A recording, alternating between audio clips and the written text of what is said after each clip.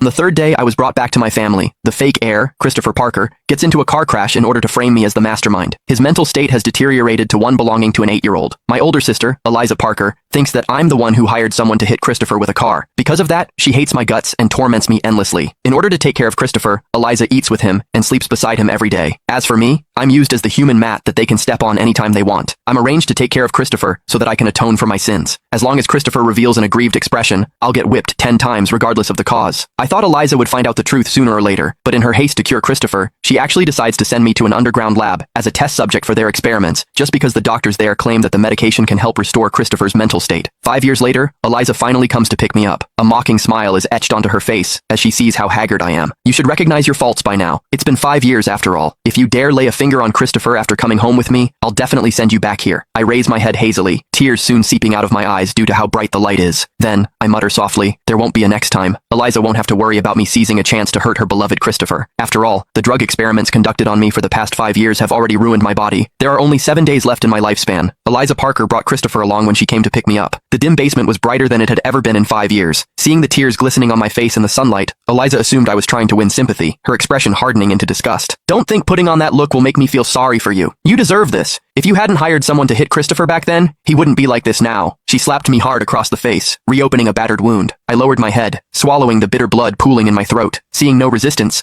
Eliza turned to the staff member nearby. Christopher has been in this demented, foolish state for 5 years. Is the medicine you promised ready yet? She tenderly stroked Christopher's face. Christopher looked at me smugly, a shrewd glint flickering in his eyes. Every time he wore that expression, it meant I was about to be whipped. At the thought of the pain, I flinched, making Christopher smile with satisfaction. The lead researcher of the laboratory, Gene Harding, chuckled. I told you that as long as you handed Sutton Parker over to me for 5 years, Christopher would recover. Take this medicine home. After 7 days, Christopher will be back to normal. Eliza's eyes widened in delight as she reached out. Dr. Harding pulled back slightly. It's just that Sutton might what? Eliza snatched the medicine, having no intention of listening, and left with Christopher in tow. Aren't you planning to take him back with you? Dr. Harding called out, pointing at me sprawled on the ground. Eliza paused, then yanked my arm to pull me to my feet. After a few staggering steps, I collapsed. Years of drug testing had deformed the bones throughout my body, leaving my skin and flesh close to rotting. Every step was an immense torment. I broke out in a cold sweat, a whimper escaping my lips. Christopher crouched beside me with feigned innocence, then suddenly burst into loud sobs. Eliza! Sutton bit me! Eliza's expression darkened. Sutton, 5 years have passed, and you still refuse to mend your ways? My teeth were pulled out a long time ago, I replied with great difficulty. How could I possibly bite him? Over 5 years I was tortured repeatedly, my limbs broken and reset, my flesh sliced open. To survive, I was reduced to fighting dogs for food. When I truly felt I could barely hold on, I went to great lengths to steal Dr. Harding's phone to beg Eliza to bring me home. Her refusal was immediate. You must pay the price for what you've done. Just stay there and be the test subject for Christopher's drugs. Quit plotting to come back and replace him.